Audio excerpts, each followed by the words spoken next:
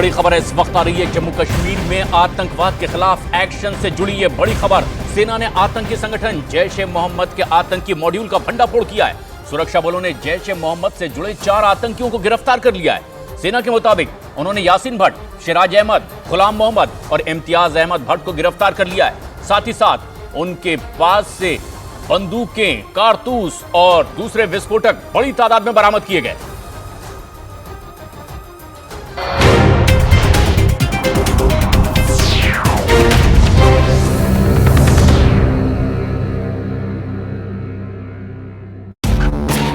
तिवारी जुड़े हुए आनंद, गैर कानूनी बता रही है इस पूरी गिरफ्तारी को के कविता, लेकिन क्या जरा भी गुंजाइश है उनके बच पाने की?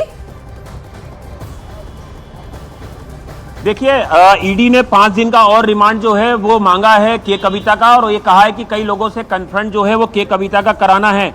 इसके अलावा ईडी ने यह भी कहा है कि हमें के कविता के जो बयान थे उनको कन्फर्म कराना है, और पहले भी हम बता चुके हैं कि उनकी क्या भूमिका थी। 100 करोड़ रुपए की रिश्वत की जो साजिश है वो के कविता ने रची है, ये कोर्ट को बताया ईडी ने।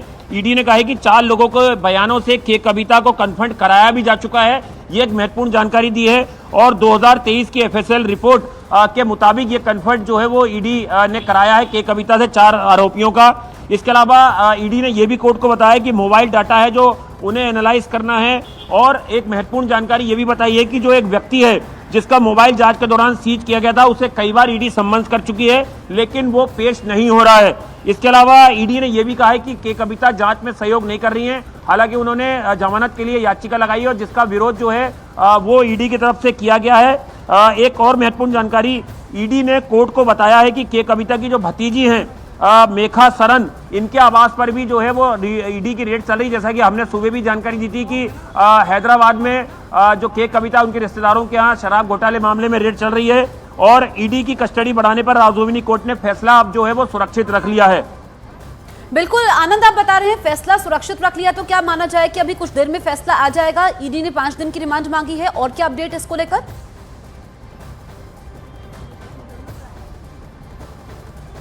देखिए, ईडी का कहना है कि इस स्तर पर जमानत याचिका सुनवाई योग्य नहीं है, जिस तरह से जो के कविता की तरफ से जमानत याचिका लगाई गई है। इसके अलावा के कविता के वकील ने यह भी उस पर विरोध जताया। उन्होंने कहा कि मेरी क्लाइंट की जब इस अर्जी किसी भी दिन सुन सकती है जब ईडी की हिरासत समाप्त हो जाए।